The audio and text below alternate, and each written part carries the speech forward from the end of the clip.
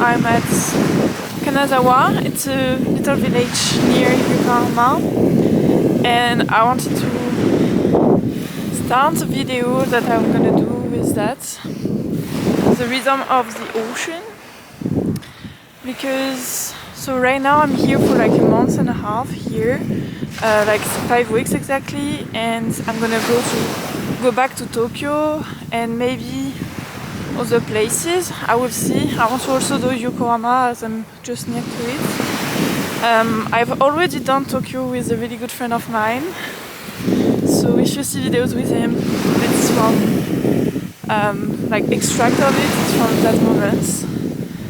And yeah, I hope you're gonna enjoy it. So I want to start by explaining a bit how Tokyo has been, because when I arrived first, it was on the 18th of December 2022, and I spent 9 days in Tokyo only with a friend of mine, so that's why you can see like all the extra right now. So first we went, like as you can see, it's Sensoji, so it's the street to go to Sensoji, and after you have all the temples, and it was really crowded that day. We've done other temples. This one is like in Ueno Park. It's like a park with a lot of different temples from day and night. People go to there especially like to pray and to like thanks, especially at that period of the year, because it's the time where people want to pray for the new year to come and like the one that is gonna end.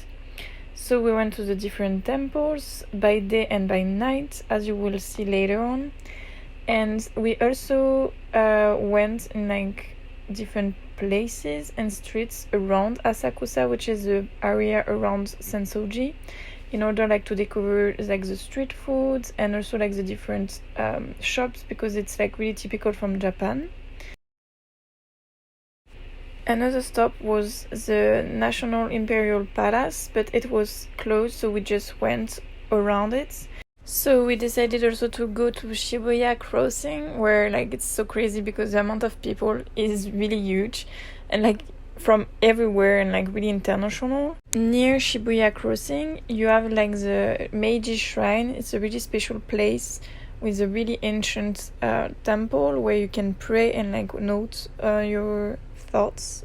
Something I also really liked was to go to Tokyo Station, because it's like a very different monument from all the stations that you can have in Tokyo, and like the view was really really nice that day. Something I really wanted to do in Tokyo was to go to the Christmas markets, and we saw that magician and it was really cool.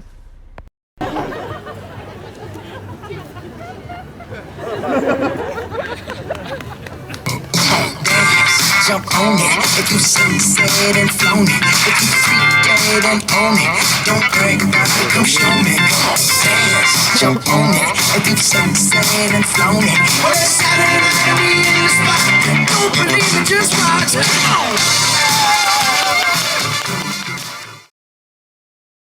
Near Sensoji, you have the seaside, like the riverside, and I would really really recommend you to go by the sunset, because like all the colors reflect on the water and on like the different building, and it's like so magical to live this moment.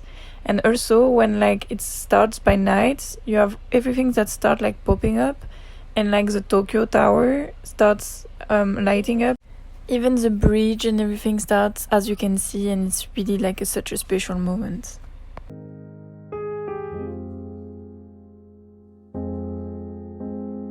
When I was saying that in Shibuya Crossing there is a lot of people, I wasn't kidding.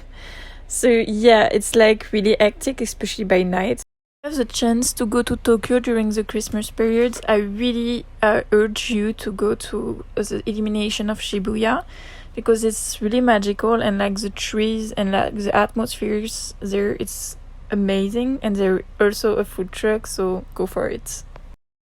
So speaking about the food truck, with Philip we tried all kind of street food there, and I wanted to see like the different things, and for this one it was mostly like churros, fries or dangos, and I love dangos, so of course I took like the sweet soy swans. Sensoji by day is really cool, but by night Actually, the first Christmas market that we did was at the Tokyo Skytree Tower. There is like light animations, and it was really cool, especially like with the tree and the tower together. The last two things that I would recommend in this little intro are the illuminations on Roppongi Hills and Team Lab in Tokyo. Finishing this little intro of Tokyo, it's like the fireworks on the 24th of December for Christmas. It was amazing. And this little sunset, so now I'm gonna give you a little bit more of context. The adventure started in October because we were in a cafe in South Korea, and we were studying for our exam, and he asked me, do you want to go for Christmas to Tokyo? So at the beginning I was like, I don't know, because I was supposed to go but I couldn't. So after a bit of reflection and planning, I decided I wanted to go with him for Christmas. So we planned this out in November. But meanwhile, in between like October and the moments that we planned it out, my mom sent me like a link to a website where you can like work for like certain hours in mostly farms. And after an exchange, you have the food and the housing. So basically, I was thinking about going to New Zealand because I have 2 months break. But at the end, the flight tickets were way too expensive. So I decided to go another way. And I wanted to do like a road trip normally during the break. But like same, it was way too expensive. I wanted to go like through Asia, Malaysia. I went to the Philippines already. So like Vietnam also. But yeah, too expensive. And after I thought like I'm going to Japan, it's always been my dream, so why I couldn't like stay a bit longer. So I started looking on the website if there were like places I could stay, because like 26th of December it's not like the best time of the year because mostly people have like the holidays or whatever. So I start like messaging people about like the durations that I wanted. So from the 26th of December until the 31st of January. And I didn't have a lot of answer or like positive ones.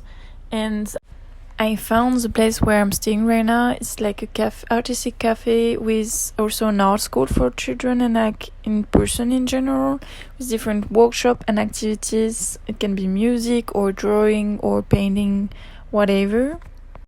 I felt very connected to that, so I sent them a message and everything worked out at the end.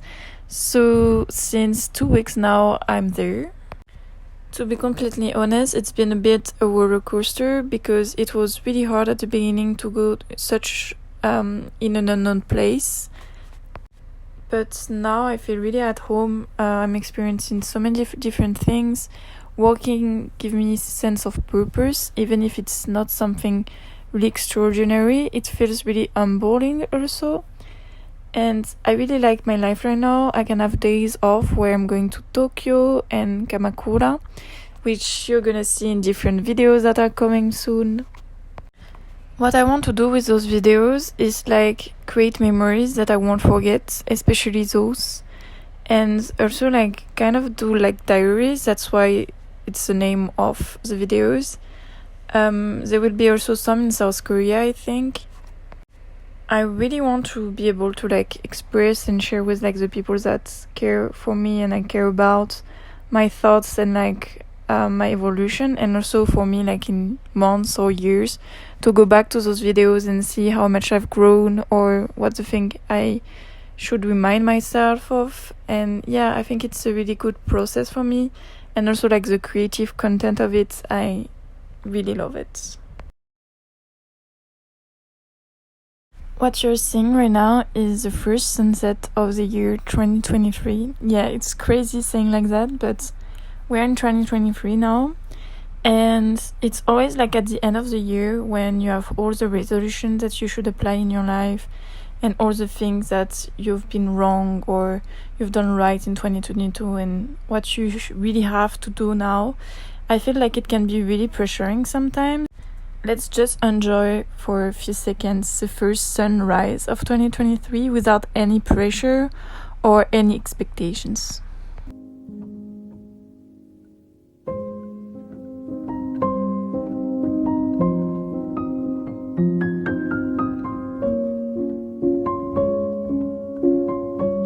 just want to say a few things about like New Year resolutions and how you should feel and what you should implement, because for me it has always been a really anxious and difficult process to go through, because I always felt like I wasn't enough, or I wasn't fitting the expectation. So when I start viewing those things not as like pressuring, but like as a way to set wishes or what I want to work on without like any specific goals or measurable goal, it relieves so much pressure out of my shoulders. It felt way more like a way of making a point on where I stand to my life and what are the things I've grown from and what are the things that I still want to go through and work on.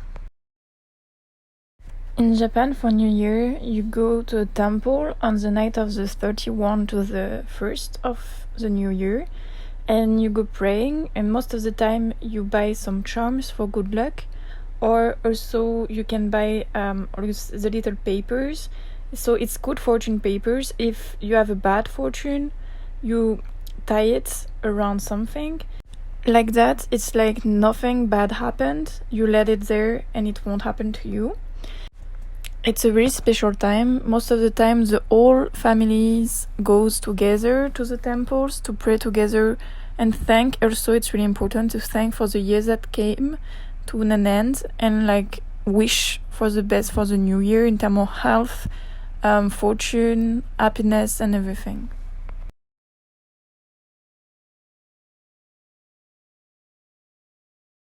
Now a bit about my report of 2022, like the lessons that I've learned from it, and like what are the things that I still want to work on 2023. To be completely honest, I felt like I left 2022 with like a lot of improvements and like work on myself, and I was really proud of that. But starting 2023, I had like few revelation in a way, and I really realized the amount of work that I still have to work on myself.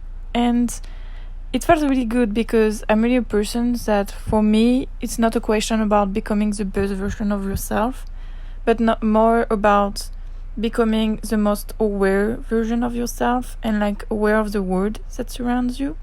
So it's been really important for me to do like this kind of self-reflection at the end of the year and at the end of some period of my life.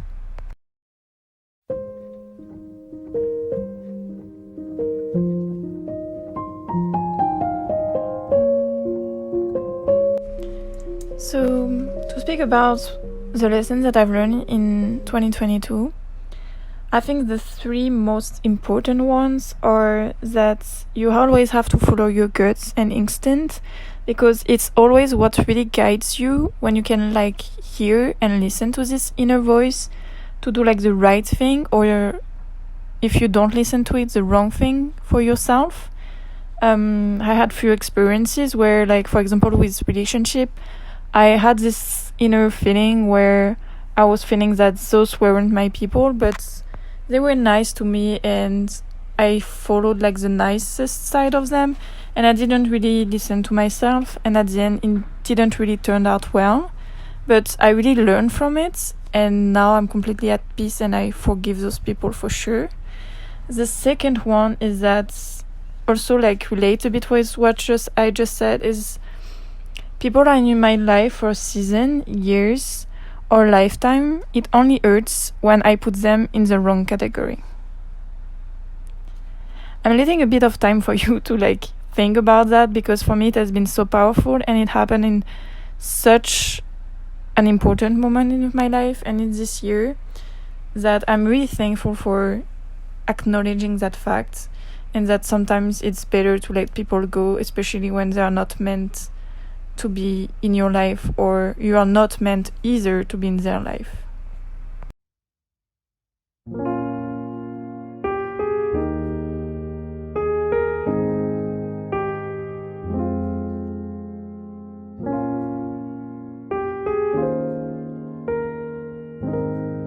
The last lesson is more a mantra to me, so something that I always carries me is like, don't let my fears stop me from achieving my dreams.